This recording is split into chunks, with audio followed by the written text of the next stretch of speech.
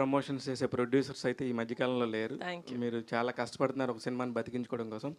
మీ సినిమాని చూడాలి అనుకుంటే ఏ పాయింట్ మీద వచ్చి మీ సినిమాని చూడాలి మేడం? సినిమా చూడకముందు నేను ఎందుకు చూడాలి అని చెప్పాలంటే, నేను యాజ్ అన్ ఆడియన్స్ ఎంటర్టైన్మెంట్ చూస్తానండి థియేటర్కి వెళ్ళేటప్పుడు. అంటే అది ఏ విధంగా ఎంటర్టైన్ అవుతున్నానని.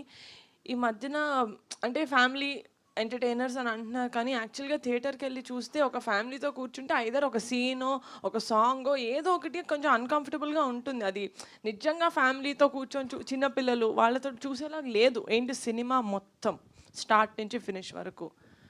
నేను ఫస్ట్ నుంచి ప్రామిస్ చేస్తుంది ఏంటంటే ఫ్యామిలీ మొత్తం వెళ్ళి ఎంటర్టైన్ అయ్యి మంచి సినిమా చూసాను రా అని బయటకు రావాలి.